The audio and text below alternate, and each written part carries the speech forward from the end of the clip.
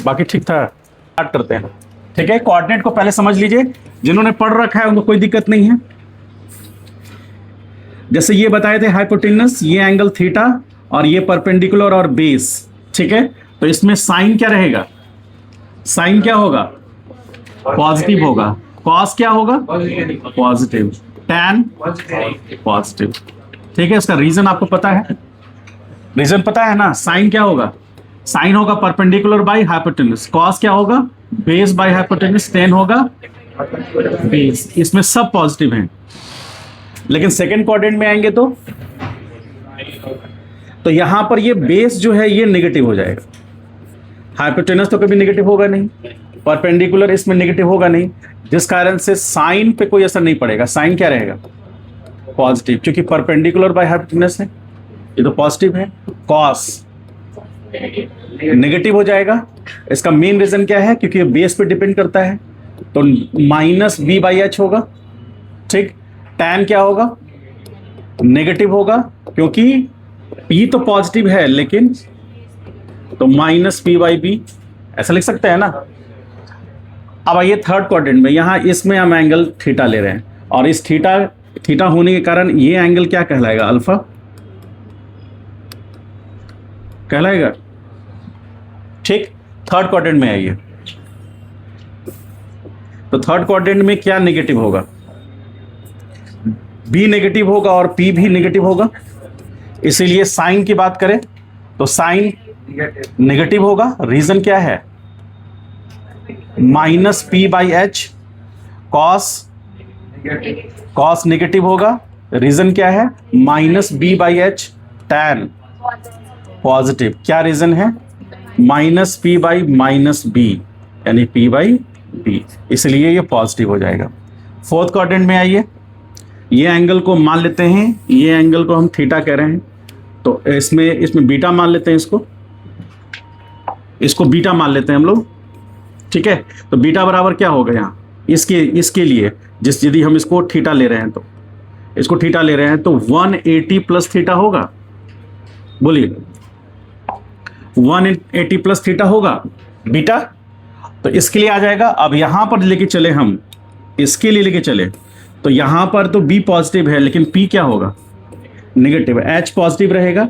यहां पर angle theta ले सकते हैं, तो इसको हम माइनस थीटा कह सकते हैं, या इसको हम कुछ और से डिनोट करें तो मान लीजिए कि ये गामा है। ठीक, तो गामा बराबर क्या हो सकता है? या तो माइनस थीटा हो सकता है, या 2 पाई माइनस थीटा हो सकता है ना, या 360 बाई, इसको और भी कह सकते हैं 360 माइनस थीटा, ऐसा कह सकते हैं। अब यहां पर क्या होगा? साइन का क्या हाल है? नेगेटिव होगा। रीजन क्या? Minus P by B. Cos positive होगा, क्योंकि बी बाई एच है, बी पॉजिटिव है यहां। टैन क्या होगा? नेगेटिव। क्यों?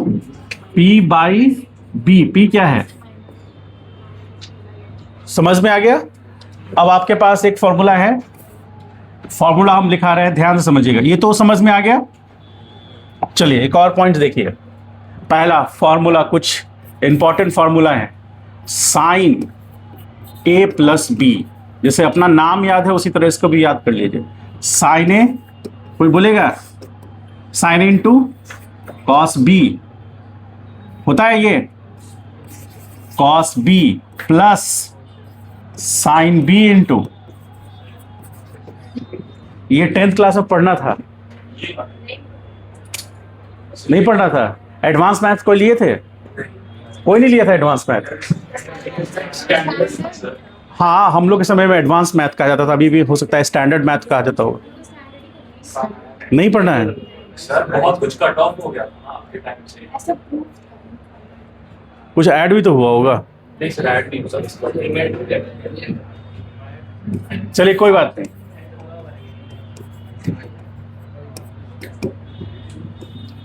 Sign A into cos B minus sine B into cos A. ठीक, थर्ड फॉर्मूला में आइए। कॉस ए प्लस बी क्या होगा? Cos A into cos B minus sine A into sine B. अब ये काहे होगा, ये आपके मैथ के टीचर बताएंगे, क्योंकि यदि हम लोग इसमें चले तो फिर हो जाएगी शाम।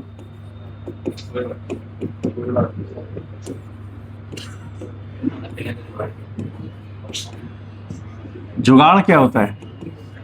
अरेंज कर दीजिएगा सर। ठीक है, चलिए ये 4 इंपॉर्टेंट फार्मूला है जो कि आपको एकदम रिवाइज होना चाहिए। जैसे मेरे जैसे आदमी को रटा हुआ है तो आपको तो रटा हुआ होना चाहिए। ठीक है, अब 5 नंबर, मान लीजिए ये रंग मुझे पसंद नहीं,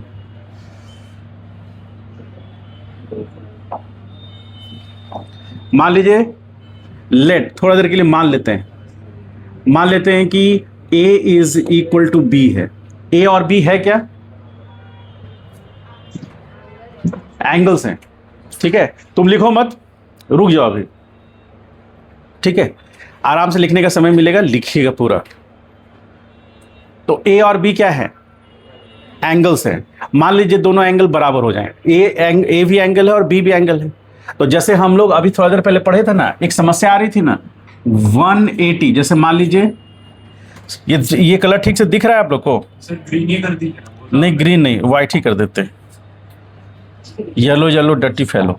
ठीक, जैसे साइन 180 माइनस थीटा, यदि आपको कहीं ऐसा लिखा हुआ नजर आ जाए, या फिर आप इसको ऐसे समझिए, बहुत दिनों से मैथमेटिक्स नहीं पढ़ा है मैंने, तो इस पर अप्रोच मेरा थोड़ा कमजोर हो गया है। कोई बात नहीं सर, सेम सर। अरे गधा, अप्रोच सेम हो गया है मतलब नहीं समझे? सेम अप्रोच अच्छा नहीं है इसका मतलब नहीं समझ में आया, मतलब भूले नहीं हैं। देखिए हम लोग डिसाइड करते हैं, जैसे हर सबस्टांस लेयर्स में बना होता है, हर सबस्टांस लेयर्स में बना होता है, तो एक लेयर के बाद दूसरा लेयर, दूसरे के बाद तीसरा लेयर होता है, वो आपको दिखता नहीं है। तो हम लोग जब टीचिंग करते हैं ना, तो हम लोग पूरी तरह से पहले उस सब्जेक्ट का, उसके टॉपिक्स का, उसके सब टॉपिक्स का, उसके रेलेवेंट एग्जाम्पल्स का पूरा स्ट्रक्चर तैयार करते हैं। ठीक है, और स्ट्रक्चर्स में पूरा का पूरा मैनिपुलेशन करते हैं, पूरा दिमाग लगाते हैं, माइंड में पूरा कैलकुलेट कर लेते हैं कि किसको कब कैसे बताना है, किसको कब नहीं बताना है, किसको कब लास्ट में बताना है, और किसको कैसे एग्जाम्पल लेके बताना है। यही होता है मतलब क्या बोले उसको, मैजिक ऑफ टीचिंग। टीचिंग आसान होता तो सब लोग करते। मेरे दोस्त लोग बोलते हैं कि सबसे आसान काम तुम्हारा ही है। हम बोले आओ, आ जाओ, आता ही नहीं पढ़ाने। बोलता है नहीं दूर से ही ठीक लग रहा है। ठीक है, तो टीचिंग एक अलग तरह का आर्ट है, वो जिसको मन लगता है वही इसमें आगे बढ़ सकता है, जिसको मन नहीं लगता वो आगे बढ़ ही नहीं सकता। सोचिए आपको 5 घंटा पढ़ने के लिए कहा जाए तो बोझ लगेगा, हमको अपॉर्चुनिटी कि हमको आज मौका मिल गया 5 घंटा पढ़ने के लिए। हम अक्सर, अभी तो खैर छूट जा रहा है, अक्सर वीकेंड में हम 2 बुक खत्म कर देते। बहुत सारे बुक्स हैं, कितना का नाम लोगे? चलो मेरे घर दिखाएंगे, पूरा रैक है। हाँ, हम तो क्या रोड पे रहते हैं? मेरा घर चले। फिक्शन, नॉन फिक्शन सब पढ़ते थे। ठीक है, मोटिवेशनल, बायोग्राफी, ठीक है सब। तो मुद्दा वो नहीं है, मुद्दा ये है कि पढ़ना अच्छा लगता था इसलिए पढ़े। अभी हम यहाँ पर ना आपको वो सीक्वेंस में, जो सीक्वेंस एग्जैक्ट आपके दिमाग में हिट कर जाए, वो सीक्वेंस हम थोड़ा सा मिस कर रहे हैं, क्योंकि मैथमेटिक्स पढ़ाने का हमको प्रैक्टिस छूट गया। तो इसका मतलब ये नहीं कि मैथमेटिक्स छूट गया, प्रैक्टिस छूट गया। कौन तो 6+7 में हाथ में काम करते क्या? हैं। रोज बढ़ाओ, 25 से 40 कर लो। साइन 25 mg से 40 mg करो अब। ठीक है, साइन 180 माइनस थीटा। अब समझिए ऐसा सिचुएशन आ गया, तो जैसे मैंने यहां लिखा था ना, सब लोग देखिए ध्यान से, जैसे यहां पर मैंने क्या लिखा है, 180 प्लस थीटा लिखा है ना, और यहां क्या लिखा है, 180 माइनस थीटा। तो अल्फा 180 माइनस थीटा है और बीटा 180 प्लस थीटा है। तो आप देखिए 180 प्लस थीटा के लिए यदि आगे बढ़ेंगे तो किस पे, मान लेते साइन लेंगे तो ये फॉलो करेंगे। ठीक है, मान लीजिए कॉस लेंगे तो ये फॉलो करेंगे, और यदि 180 माइनस थीटा जो अल्फा है उसके लिए चलेंगे तो ये फॉलो करेंगे। तो इससे आप किसी भी एंगल को निकाल सकते हैं। जैसे साइन 180 माइनस थीटा है तो 180 ए हो गया और थीटा क्या हुआ, बी। आप उससे निकाल सकते हैं उसी फॉर्मूला पर। तो यहां पर देखिए साइन 180 माइनस 60 डिग्री है, तो आपको पता है इस फॉर्मूला से हम यूज करेंगे तो क्या लिखेंगे, साइन क्या लिखेंगे, 180 इनटू कॉस 60 और माइनस है तो माइनस देंगे, फिर क्या लिखेंगे, साइन 60 इंटू 180 लिखेंगे ना। अच्छा, पूरी दुनिया जानती है साइन 120 का 180 का वैल्यू, पूरा दुनिया जानता है। यहां से मलाई पकी चौक गया है, किसी भी ऑटो वाला से पूछ दो जो 90 फीट जाएगा, पूछ दो कि साइन 180 का वैल्यू क्या होता है, तुरंत बताएगा वो कितना होता है। हाँ, तुम तो टीका लगा के आए, आज से बता ही दोगे। बैठो पढ़ो, माइनस प्लस करते जा रहा है, एक भी सही नहीं हो रहा। साइन 180 का वैल्यू देखिए, साइन या कॉस, ठीक है, या टैन भी हो, कोई भी ट्रिग्नोमेट्रिकल फंक्शन जो होता है, ट्रिग्नोमेट्रिकल फंक्शन वो अपने आप को रिपीट करता है 180 डिग्री पर, ठीक है। और यदि जैसे कॉस 0 कितना होगा 1, लेकिन कॉस 180 कितना होगा,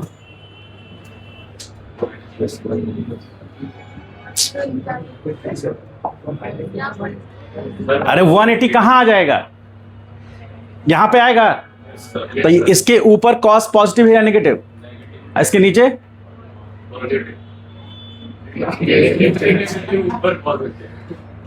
नीचे नेगेटिव, ऊपर पॉजिटिव। चश्मा का ग्लास निकाल लो और तब देखो। चलिए 180 डिग्री के ऊपर भी जाएंगे, यानी सेकंड या थर्ड क्वाड्रेंट, दोनों ही क्वाड्रेंट में कॉस क्या मिलेगा आपको, नेगेटिव मिलेगा। तो अब जैसे मैंने बोला कि कॉस अपने आप को रिपीट करेगा 180 पर, जैसे साइन अपने आप को रिपीट करता है 180 पर, ठीक है। जैसे आपको छोटा सा यहीं पर बताते हैं, साइन π/2 का वैल्यू वही होगा जो साइन 3π/2 का होगा, लेकिन अपने आप को रिपीट करेगा तो यहां माइनस हो जाएगा। पूछिए काहे, नहीं समझ में आया तो मैथमेटिक्स पढ़ो, हम मैथमेटिक्स पढ़ाने के लिए थोड़ी रहा है क्या। तो ठीक है, चलिए हम बताएंगे जितना हो सकता है, पूरा फिजिकल तो बताना ही है। मैथमेटिकल फिजिक्स पूरा एक महीना हम पढ़ाएंगे, जैसा आप लोग का बेसिक से 1 महीना पढ़ाना पड़ेगा। दिक्कत सुनो, दिक्कत इस बात की नहीं है कि पिछला आपने पढ़ाई नहीं ठीक से किया, दिक्कत इस बात का है कि अभी भी पढ़ाने के बाद आप पढ़ नहीं पा रहे, ठीक है। तो वो आपको ना सोचने की जरूरत है। ये 3 बार मैट्रिकुलेशन फेल किया हुआ आदमी आपको समझा पा रहा है मैथमेटिक्स, उसका लेवल समझ रहे हैं। मेरा लेवल बढ़ा कि आपका घटा, लग तो रहा है कि दूसरा ही सही है। आप तो 3 बार पढ़ के ग्रेड दिए हो। नहीं, तुम भी 3 बार फेल करो, ट्राई करेंगे सर, करो करके देखो। हाँ, चौथा बार में निकालो, आइए, ठीक है। फिर हम पास कैसे किए, कैसे सर? विष्णु भगवान मेरी लाइफ में आए ऐसे करके, अच्छा, ठीक है। आइए देखिए, यहां पर आप फोकस कीजिए, यहां पर समझने के लिए साइन π/2 का वैल्यू कितना होगा, क्वाड्रेंट में चले तो कहां होगा, सब लोग ध्यान दीजिए, ध्यान से देखो। साइन π/2 का वैल्यू यानी कि हम इस पोजीशन पे आ जाएंगे तो 90 डिग्री होगा, तो साइन मैक्सिमम होगा वहां पर, अपने आप को रिपीट कितने पे करेगा 180। तो यहां पर ये π/2 है और ये कितना होगा 3π/2 होगा, तो 3π/2 अपने आप को 180 पे रिपीट करेगा, तो यहां 1 होगा, लेकिन यहां भी 1 होगा, लेकिन चूंकि इस क्वाड्रेंट में साइन नेगेटिव होता है और यहां पर भी साइन क्या है, नेगेटिव है, इसलिए क्या लग जाएगा यहां, समझ पाए कुछ। tan भी रिपीट करेगा, tan 90 का वैल्यू कितना होता है, इंफिनिटी होता है, तो यहां माइनस इंफिनिटी हो जाएगा।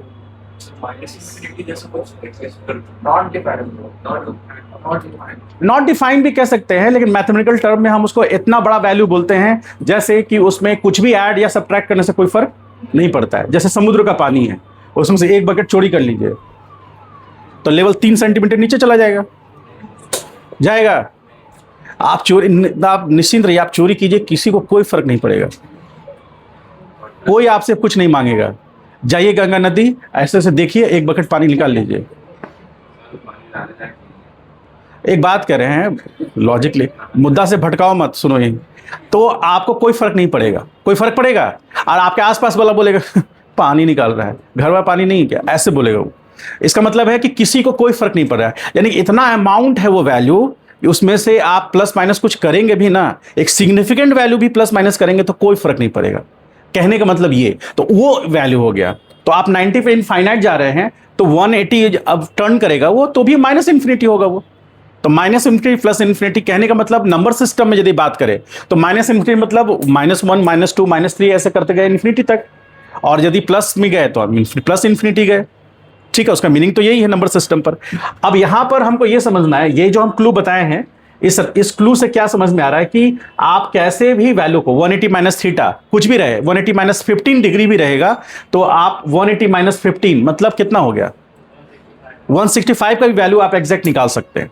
हालांकि उसकी जरूरत कम पड़ेगी फिजिक्स में, नहीं के बराबर इन जनरल। अब जैसे यहां पर तो साइन 180 का वैल्यू 0 हो गया तो पूरा का पूरा टर्म 0 हो गया, ये माइनस, और ये वैल्यू तो -1 होता है, और 60 का वैल्यू कितना होता है √3/2 और इंटू -1, तो ये वैल्यू फाइनली कितना हो गया √3/, चूंकि साइन 180 माइनस 60 किस क्वाड्रेंट में है, सेकंड क्वाड्रेंट। साइन 180 0 होता है, साइन 0 0 होता है ना, अपने आप को फिर रिपीट करेगा ना 180 पर, माइनस नहीं समझे? अरे मैंने क्या बोला, साइन कॉस टेन अपने आप को रिपीट करता है कितने पर, 180 पर। तो यदि साइन 0 का वैल्यू 0 है तो 180 का वैल्यू भी 0 होगा। तो 0 प्लस माइनस का तो मीनिंग नहीं है, इसलिए वहां 0 कर दिए। अब 0 को हम मल्टीप्लाई करेंगे कॉस 60 से तो रिजल्ट क्या आएगा, 0 आएगा। तो -√3/2 और इंटू -1, ये माइनस और ये माइनस प्लस हुआ तो फाइनल वैल्यू क्या बना, साइन 180 माइनस 60 डिग्री। इसी को हम क्या लिख सकते हैं, साइन 120 लिख सकते हैं बराबर √3/2 लिख सकते हैं, और इसको ही लिख सकते हैं साइन 60, यानी साइन 60 का वैल्यू वही होगा जो साइन 120 का होगा, और माइनस नहीं होगा इसलिए क्योंकि वो सेकेंड क्वाड्रेंट में साइन पॉजिटिव होता है। 180 माइनस 60 करेंगे तो आप किस में जाएंगे, सेकेंड क्वाड्रेंट में जाएंगे। आप 180 माइनस 90 तक करेंगे तो आप सेकेंड क्वाड्रेंट में रहेंगे, 90 पे एग्जैक्ट आप एक्सिस पे आ जाएंगे। आप इसको आप 180 माइनस 60 लिखे हैं, आप इसको ऐसे भी लिख सकते हैं 90 प्लस थीटा, 90 प्लस 60 लिख सकते हैं ना। तो 180 जैसे यहां 180 माइनस 60 कितना हो गया, 120 डिग्री, और यदि हमारे पास थीटा है वैल्यू मान लीजिए 30 डिग्री है तो 90 प्लस 30 कितना हो गया, 120। तो कॉस साइन का 180 माइनस थीटा पर 180 माइनस 60 पर वही वैल्यू मिलेगा जो साइन 90 प्लस 30 पे मिलेगा। आप करके देखिए, साइन 90 प्लस 30 करते हैं तो साइन 90 प्लस 30 तो बराबर साइन कितना हो गया, साइन 90 हो गया, इंटू कॉस कितना 30 plus sign 30 plus cos into cos 90, cos 90 कितना 0 इज इक्वल टू 90 का यहां 1, कॉस 30 का वैल्यू कितना √3/2, और ये पूरा टर्म तो 0, तो फिर कितना आया साइन, इसको ऐड करेंगे तो कितना आएगा 120, फिर से √3/2 आया। समझ पाए इस बात को? तो ये फार्मूला से आप कर सकते हैं, ये चारों फार्मूला आपको याद रखना है। इसमें एक बेस्ट फार्मूला और बताते हैं, एक बेस्ट फार्मूला क्या है ध्यान से देखिए, जो बहुत यूज होगा। 1 2 3 4 5 हम वही लेके चल रहे थे, 5 नंबर। लेट मान लीजिए कि a is equal to B है, तो साइन 2a लिख सकते हैं क्या उसको, a is equal to B को हम लिख सकते हैं ना 2a, या इसको आप नहीं समझे हो तो ऐसे कर लीजिए, थोड़ा फास्ट निकलिएगा हमारे साथ। a प्लस बी, चूंकि क्या है a बराबर b है तो लेट मान लेते हैं कि वो a है, तो बराबर कितना हो गया साइन 2a, तो साइन 2a बराबर क्या होगा sine a into cos a plus sine a into cos a, तो इसको क्या लिख सकते हैं 2 sine a into cos a लिख सकते हैं। इसका मतलब sine 2a is equal to 2 sine कितना आ जाएगा, sine 2a is equal to 2 sine a into cos a।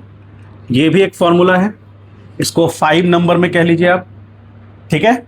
अब आ जाइए 6 नंबर। यदि a बराबर b है तो यहां पर cos के लिए क्या होगा, cos a plus b is equal to cos 2a, ठीक। अब यहां पर क्या होगा cos a into cos A minus sine A into sine A, तो बराबर कितना हो गया, cos square A minus sine square A. तो यहां पर आ जाएगा cos 2a is equal to cos square A minus minus sine square A. एक तो ये फॉर्मूला हो गया। ये सारे फॉर्मूला बहुत इंपॉर्टेंट है, अभी फिजिक्स में यूज होगा आगे भी। अब इसमें एक और चीज कर सकते हैं, हमको पता है क्या, sine square A plus cos square A is equal to 1। तो कॉस स्क्वायर ए क्या होगा, कॉस स्क्वायर ए की जगह पर क्या लिखेंगे, 1 माइनस साइन स्क्वायर ए। तो पुट करते हैं यहां पर, तो क्या लिखेंगे, cos 2a is equal to 1 minus 2 sine square A. ठीक है, अब इसमें थोड़ा सा एक स्टेप आगे बढ़ जाए तो हम क्या लिख सकते हैं, यहां लिख सकते हैं 2 sine square A is equal to, इधर आएगा 1 माइनस कॉस 2a लिख सकते हैं। तो हम sine square A is equal to 1 minus cos 2a by 2। एक ये फॉर्मूला हो गया। डायरेक्ट फॉर्मूला यूज कर सकते हैं हम लोग, ये कर सकते हैं। इसी के पैरेलल में एक और फॉर्मूला निकलेगा, और वो क्या निकलेगा, देखिए ध्यान से, cos 2a है ना, cos 2a is equal to, यहां पर cos स्क्वायर ए रहने दीजिए minus 1 minus cos square A, ऐसा लिख सकते हैं क्या। तो cos 2a is equal to cos square A minus 1 plus कितना हो जाएगा 2, ऐसा लिख सकते हैं। बोलिए, कुछ बात समझ में आया कि फास्ट निकल गए, आ रहा है ना। तो यहां पर 2 cos स्क्वायर ए माइनस 1 कर सकते हैं, ये टर्म इधर आएगा तो हम क्या लिख सकते हैं इसको, ये इधर आएगा तो 1 plus cos 2a by 2 is equal to cos square. तो cos, ये 6 नंबर, आप जो भी इसका फॉर्मूला लिखना चाहें, ऊपर में उस साइड में कितना लिए थे, 1 2 3 4 लिए थे, यहां पर हो गया ये 5 नंबर, किसको लिए 5 नंबर, ये आपका इक्वेशन नंबर 5 कर लीजिए इसको, दैट इज 5 नंबर, इसको 6 ले लीजिए, और सीक्वेंस को जरूर ध्यान रखिएगा, ये फॉर्मूला आगे बहुत हेल्प करेगा आपको। ये हो गया 7 नंबर और ये हो गया 8 नंबर, आपको डायरेक्ट यूज होगा। ठीक है, अभी जो कुछ देर में यूज करेंगे हम लोग। तो आपको 1 2 3 चीज समझ में आ गया इसमें, कि एक तो कोऑर्डिनेट कैसे, हमारा कौन से कोऑर्डिनेट में क्या रिलेट होगा वो समझ में आ गया। आप किसी भी फार्मूला से आप यूज करके साइन, ये वाला फार्मूला से आप कोई भी कोऑर्डिनेट का आप निकाल सकते हैं, sine 180 minus theta, sine 2 pi minus theta, वो सब निकाल सकते हैं। तो 2 पाई की जगह पर ए की जगह 2 पाई हो जाएगा, माइनस थीटा यानी बी हो जाएगा, कर सकते हैं। चलिए शुरू से उतारिए, छापिए।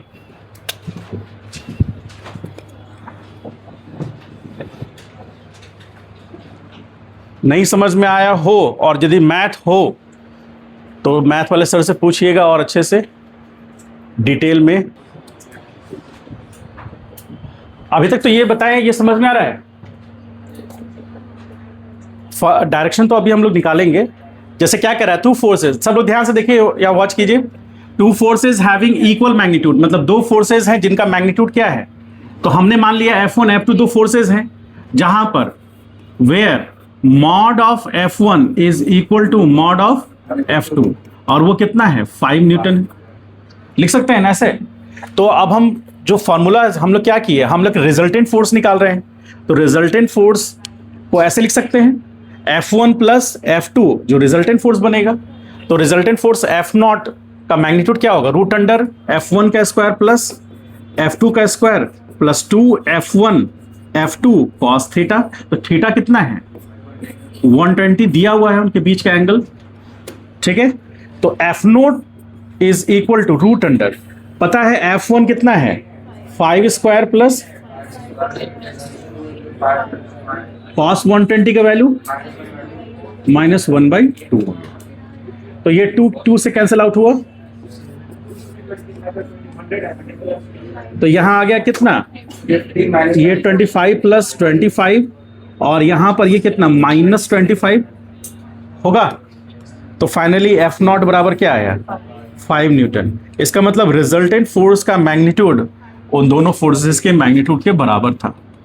ठीक है, आपको देखने में भी लग रहा है जो F1 का लेंथ है उतना ही F2 का लेंथ है और लगभग उतना ही लेंथ रिजल्टेंट का है।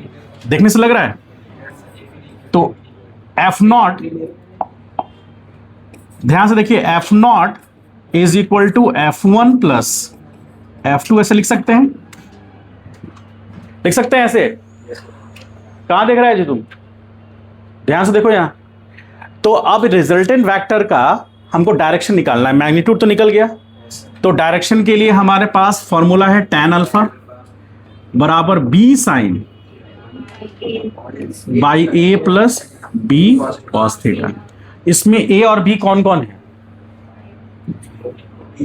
b है F2 और a है F1। तो यहां पर 5 साइन 120 डिवीजन में a भी 5 ही है प्लस 5 कॉस 120। तो आपको पता है 5 इंटू साइन 120 का वैल्यू वही होगा जो साइन 60 का वैल्यू होगा और प्लस होगा। तो √3/2 डिवीजन में आइए, यहां 5 कॉमन लेंगे तो 1 प्लस कॉस 120 यानी कि 1 माइनस कितना हो जाएगा? -1/2 होगा। तो फाइनली रिलेशन में आप देखिएगा यहां पर क्या आएगा। देखिए यहां tan अल्फा है तो यहां आ गया √3 यानी कि 5√3/2 और यहां पर डिवीजन में 5 इंटू 1/2। तो फाइनली 5√3/2 इंटू 2/5। तो 5 कैंसिल आउट हुआ, 2 से 2 कैंसिल आया, कितना है? √3 आया। तो tan alpha is equal to √3 बराबर tan 60। इसीलिए अल्फा का वैल्यू कितना हो जाएगा? 60 डिग्री। और आपको पता है theta is equal to alpha plus beta. Theta 120 है, ये 60 है, तो प्लस बीटा, तो beta is equal to 120 minus 60, यानी कि बीटा भी कितना होगा? 60 डिग्री। इंपॉर्टेंट बात क्या है यहां समझने के लिए? देखिए मैंने इसका डायग्राम बना दिया था, समझिए यहां से। दो तीन इंपॉर्टेंट बात है। यदि दो वेक्टर सेम मैग्नीट्यूड के हैं तो उनका रिजल्टेंट उनके जो एंगल है उससे एग्जैक्टली 20 से पास करेगा। कंक्लूडिंग बात समझे? ये जो इंपॉर्टेंट नोट पॉइंट बता रहे हैं ये आप क्वेश्चंस जब आगे डायनेमिक्स में सॉल्व करेंगे, क्योंकि फोर्स किस में पढ़ना है आपको? डायनेमिक्स में, जहां पर लॉज ऑफ मोशंस पढ़ेंगे आप, ठीक है? Equilibrium positions, non equilibrium positions, Newton's first law, second law, third law पढ़ेंगे। सारा कुछ में फोर्स अप्लीकेबल होगा। और फोर्स कैसा क्वांटिटी है? वेक्टर है, उसको वेक्टर की तरह ही ट्रीट करना पड़ेगा, अदरवाइज एफवीडी आपसे नहीं बनेगा। एफवीडी नहीं बनेगा तो आपका 70% प्रॉब्लम सॉल्व नहीं हो पाएगा। ठीक है, अब ध्यान से समझिए। यहां पर दो फोर्सेज हैं या दो वेक्टर हैं, समझिए दो वेक्टर जिनका मैग्नीट्यूड इक्वल है और उनके बीच का एंगल थीटा है, तो उनका रिजल्टेंट का मैग्नीट्यूड उतना ही होगा। यदि उनका रिजल्टेंट मैग्नीट्यूड बढ़ भी सकता है, घट भी सकता है, वो डिपेंड इस बात पे करेगा कि एंगल कितना है। लेकिन यदि उनके बीच का एंगल 120 है तो रिजल्टेंट का मैग्नीट्यूड भी उतना ही होगा। अब रहा बात दो वेक्टर इक्वल हैं तो उनका रिजल्टेंट हमेशा 20 से पास करेगा। मान लीजिए 60 डिग्री है और मैग्नीट्यूड दोनों का इक्वल है तो 30 डिग्री अल्फा होगा और बीटा भी 30 डिग्री होगा। मान लीजिए दो वेक्टर्स हैं, उनके बीच का एंगल 70 डिग्री है तो उनका रिजल्टेंट एग्जैक्टली 20 से पास करेगा, यानी 35 डिग्री अल्फा होगा, 35 डिग्री बीटा होगा। ये समझने वाले इंपॉर्टेंट बात है। चलिए इसको राइट डाउन कीजिए, कंप्लीट कीजिए।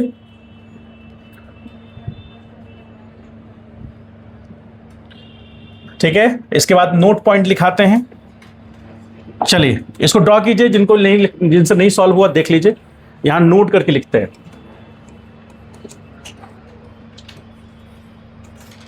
If two vectors having equal magnitude,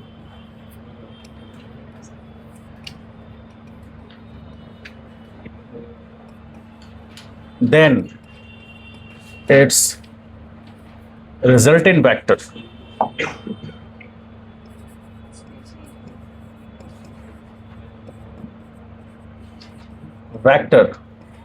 always pass through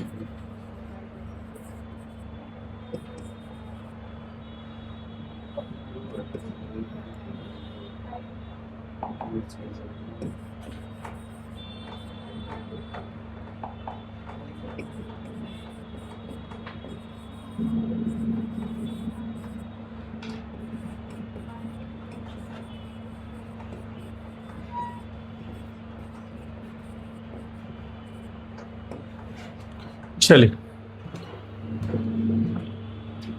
ये सब नोट पॉइंट्स आपको आगे यूज में आएगा।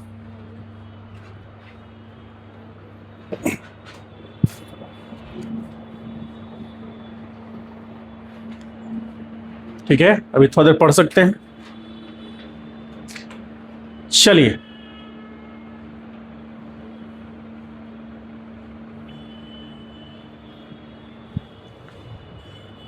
कुछ कुछ कॉन्सेप्ट क्लियर हो रहा है धीरे धीरे। Yes.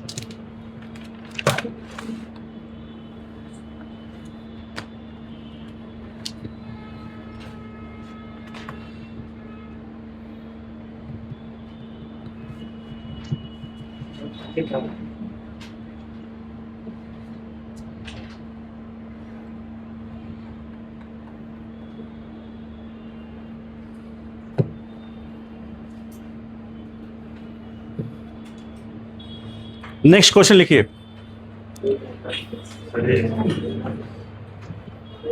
जल्दी फास्ट। एक क्वेश्चन और देंगे, बोले लिखिए। if two vectors having equal magnitude, if two vectors having equal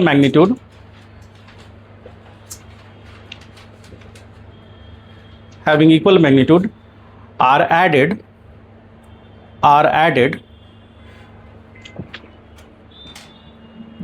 and capital R vector कैसे लिखेंगे? कैपिटल R उसके ऊपर arrow, capital R vector is resultant of these two vectors. Capital R vector is resultant of these two vectors. Then find the magnitude and direction. Then find the magnitude and direction of these two vectors. Sorry, magnitude and direction of resultant vector. Find the magnitude and direction of resultant vector where theta be the angle between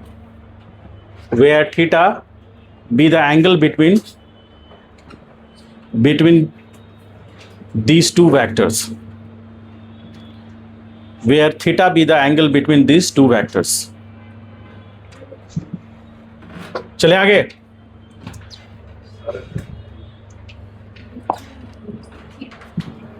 देखिए question क्या कह रहा है। Question कह रहा है, ध्यान से देखिए, अच्छा क्वेश्चन है। देखिए दो वेक्टर्स हैं जो हम दिखाए हैं, यहां पर समझा देते हैं, समझ में आ जाएगा। देखिए लेट हम मान लेते हैं कि एक वेक्टर ए है और दूसरा वेक्टर बी है। तो क्वेश्चन में कह रहा है कि vector A plus vector B is equal to resultant vector R, कह रहा है वो। ठीक है, ऑन है रिकॉर्डिंग, हाँ चल रहा है। तो देखिए रिजल्टेंट वेक्टर किससे बना है? वेक्टर ए और बी के एडिशन से बना है।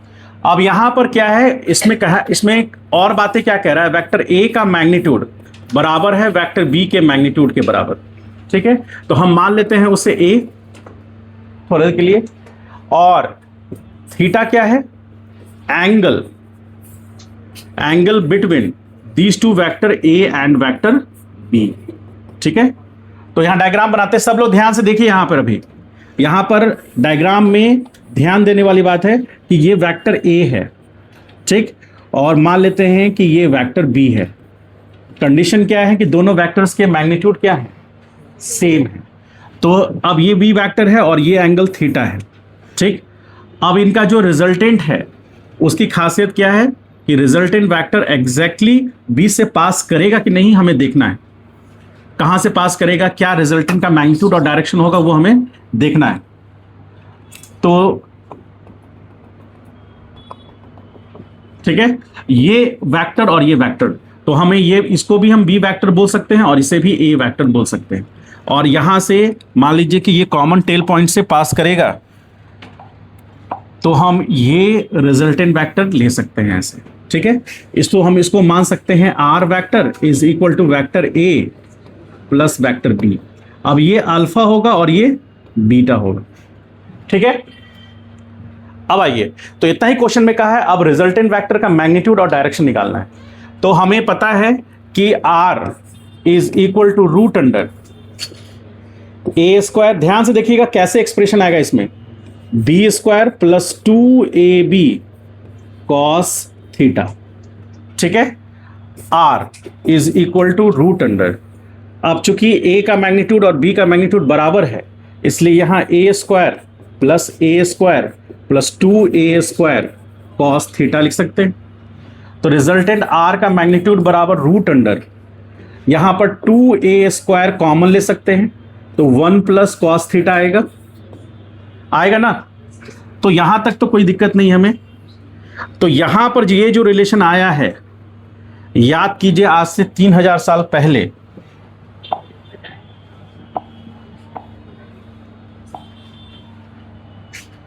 आइए 3000 साल पहले आ गए हम लोग। अब यहां पर देखिए इसमें क्या लिखा हुआ है, यदि कॉस स्क्वायर ए बराबर क्या आया 1, यानी कि यहां 2 ले ले तो 2 कॉस स्क्वायर ए बराबर क्या आया 1 प्लस कॉस कितना 2a आया, ठीक है। या फिर हम इसके अनुसार चले, जैसे यहां पर लिखा हुआ है, तो इसके यहां पर जो लिखा हुआ था इसके अनुसार चलेंगे तो कॉस 2a बराबर क्या आएगा, कॉस 2a बराबर 2 कॉस स्क्वायर a माइनस 1 आएगा। तो अब हम यहां पे आते हैं, उसी फॉर्मूला को, आपके हाथ में तो लिखा हुआ है आपके पास, तो यहां पर आइए, यहां पर 1 प्लस कॉस थीटा, इसकी जगह पर हम क्या लिख सकते हैं, हमें पता है ना। देखिए यहां पे सॉल्व कर रहे हैं, कॉस 2a बराबर क्या लिखेंगे, cos square a minus sine square a लिखेंगे।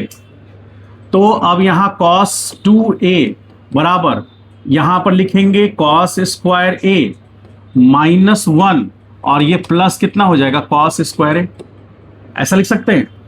तो यहां पर cos 2a is equal to क्या आएगा, बोलिए, तो यहां 2 कॉस स्क्वायर a आएगा, और यहां पर क्या हो जाएगा 1 प्लस, होगा ऐसा, बोलिए, अच्छा, और यहां 2 से डिवाइड कर देंगे तो 1 plus cos 2a divide by 2 बराबर कॉस स्क्वायर a आएगा, ठीक है। तो यहां पर क्या लिख सकते हैं 1 plus cos 2 theta by 2 is equal to cos square theta लिख सकते हैं। और यहां पर 1 प्लस कॉस थीटा है, तो यदि इसको हम इधर ले जाएं तो 1 plus cos 2 theta is equal to क्या आ जाएगा 2 कॉस स्क्वायर थीटा, और यदि यहां 1 प्लस कॉस थीटा लिख देंगे तो यहां 2 कॉस स्क्वायर क्या लिखेंगे थीटा बाई 2।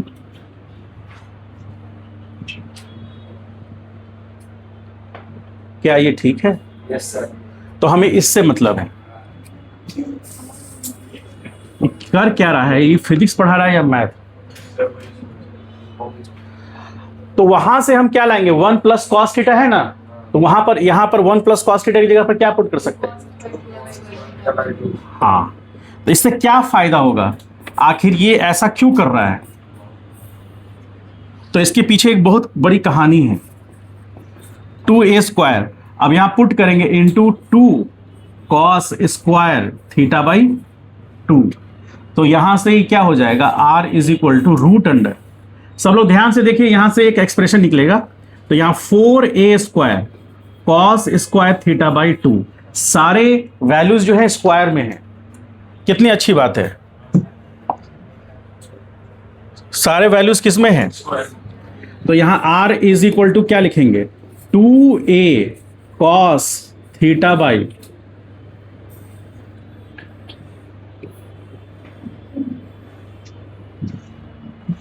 ये एक एक्सप्रेशन है। ये एक्सप्रेशन कब काम करेगा, आपका डायरेक्ट एक्सप्रेशन है ये तब काम करेगा जब दो वेक्टर्स इक्वल मैग्नीट्यूड के होंगे, तो डायरेक्टली आप उसका थीटा बाई 2 निकाल दीजिए, ठीक है। मान लीजिए 60 डिग्री है, तो कॉस 30 का वैल्यू कितना होगा, अरे बोलो, √3/2 होगा, तो √3/2 इंटू दोनों में किसी एक वेक्टर का मैग्नीट्यूड ले लीजिए, 2 से मल्टीप्लाई कीजिए, वो रिजल्टेंट वेक्टर का मैग्नीट्यूड आ जाएगा डायरेक्ट। तो मैग्नीट्यूड निकल गया, वो फॉर्मूला इसलिए यूज में था, डेरिवेशन हुआ, इसका यूज हम डायरेक्टली यूज कर सकते हैं ना। तो एक ड्राइव फॉर्मूला है एक तरह से, ये ठीक बोल रहे हो, एक ड्राइव फॉर्मूला है। अब आते हैं हम लोग डायरेक्शन पर। क्या हम लोग डायरेक्शन की ओर बढ़ सकते हैं? बोलिए। तो डायरेक्शन में क्या निकलेगा? पूरा दुनिया जानता है tan अल्फा बराबर क्या होगा। अरे क्या हुआ, ऊपर से जा रहा है क्या? जैसे 4 है ना, तो ये तो यहीं से आया ना, देखो ये कैसे आया, रूट से बाहर आएगा तो कॉस स्क्वायर है ना। तो जैसे, अरे इधर ध्यान दो सब लोग, रूट अंडर मान लीजिए कॉस स्क्वायर थीटा है, तो ये रूट से बाहर निकलने पे कॉस थीटा कर सकते हैं उसको। तो कॉस स्क्वायर थीटा बाई 2 है, तो रूट से बाहर निकला तो कॉस थीटा बाई 2 हुआ। इसको देखो, इसको ऐसे लिख सकते हैं ना, थोड़ा सा यदि कंफ्यूजन हो रहा था, देखो कॉस थीटा का ऐसे स्क्वायर लिख सकते हैं ना, और उसके बाद क्या कर सकते हैं, पावर 1/2 कर सकते हैं। तो कितना बचा है? ध्यान से देखिए सब लोग, यहां पर एक छोटा सा मिसकंसेप्शन है, ज्यादातर स्टूडेंट्स को होगा। देखिए ध्यान से, कॉस स्क्वायर थीटा और कॉस थीटा स्क्वायर में डिफरेंस है, ठीक है। एक है ऑपरेटर। आज तक जीवन में कभी एक सुनहरा मौका आपके जीवन में आया है, कभी वो गर्व करने वाले मौका जब आपको गेहूं पिसाने के लिए कहा गया हो? नहीं। वो गर्व का समय आपके पास जीवन में कभी आया है? मेरे पास दिन में 2 बार आता था। हाँ, एक बार चावल, एक बार गेहूं। तो सुनिए क्या होता है, आप जाइएगा गेहूं पिसाने के लिए, तो आटा चक्की जो होगा उसमें आप गेहूं डालेंगे ऊपर से, और वो पीस करके क्या देगा? आटा देगा। यदि चावल डालेंगे तो चावल का आटा देगा, यदि आप उसमें चना डालेंगे तो, अरे चना को भूंजोगे तब ना सत्तू देगा। चना खाली डाले हैं तो बेसन देगा। घरेलू भी सत्तू और बेसन में अंतर नहीं नजर आ रहा है?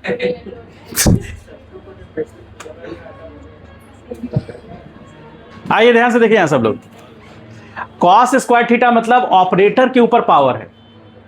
एक होता है ऑपरेटर मतलब आटा चक्की, उसमें आप डाल क्या रहे हैं?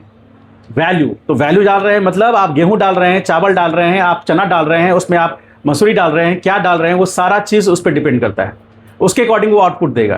तो थीटा का वैल्यू जैसे जैसे डालेंगे वैसे वैसे वो आउटपुट देगा। तो ऑपरेटर कौन है, यानी कि आटा चक्की कौन है? कॉस। ये आटा चक्की है आपका, जैसा वैल्यू डालिएगा वैसा आंसर देगा।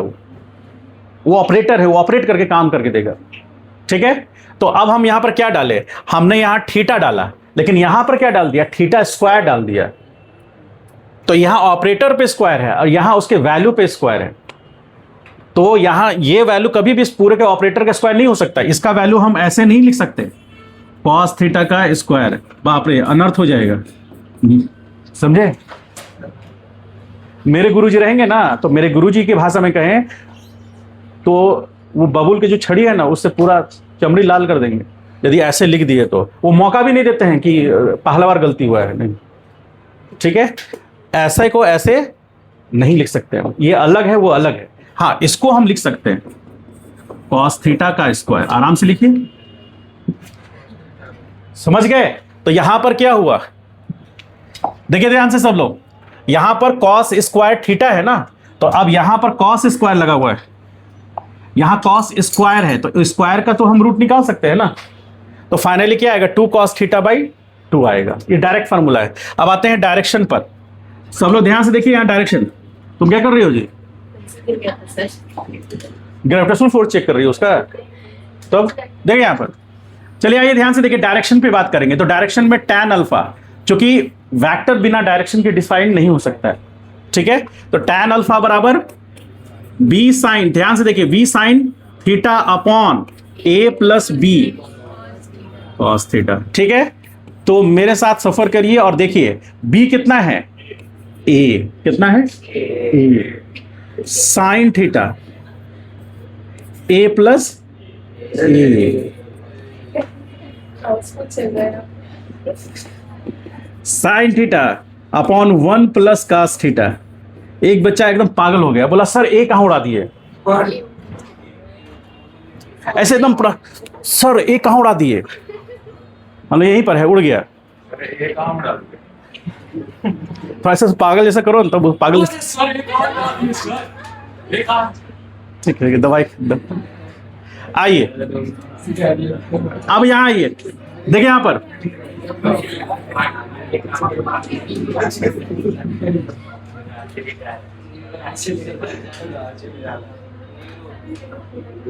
अरे इधर एक्सप्लेन करने की जरूरत नहीं है, आइए यहाँ पर। Sine theta is equal to क्या लिख सकते हैं?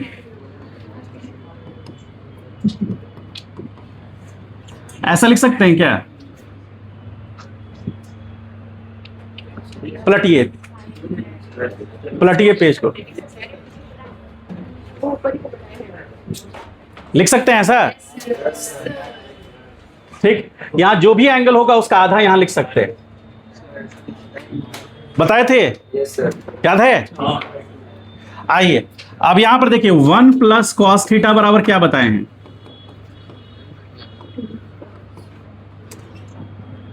बताए हैं, तो पुट करेंगे, देखिए क्या होगा, tan अल्फा। साइन थीटा की जगह क्या लिखेंगे? 2 साइन थीटा बाई 2 इंटू, ऐसा लिख सकते हैं। डिवीजन में अब यहां क्या लिखेंगे? 2 कॉस स्क्वायर थीटा बाई 2, तो एक कॉस थीटा बाई 2 और एक यहां से 2 और 2, तो tan अल्फा क्या होगा? Sine theta by 2 by cos theta by 2 बराबर, this implies tan alpha is equal to क्या होगा? तो अल्फा इज इक्वल टू, इसका मतलब यदि दो वेक्टर का मैग्नीट्यूड सेम है और उनके बीच का एंगल थीटा है, तो रिजल्टेंट का मैग्नीट्यूड हो जाएगा 2a cos थीटा बाई 2 और रिजल्टेंट एग्जैक्टली 20 से थीटा बाई 2 से निकलेगा। ठीक है, चलिए इसको अच्छे से छापिए। सर पीडीएफ भेज देना सर। पीडीएफ से कुछ नहीं होने जाना, सर घर पे नोट कर लेंगे। कोई दिक्कत नहीं, थोड़ा लिखो, लिखने से कॉन्फिडेंस आएगा। चलिए छापिए। सबसे इंपॉर्टेंट और सबसे गहरी बात है कि समझ में आया कि नहीं। समझ में आना सबसे इंपॉर्टेंट बात है। क्या?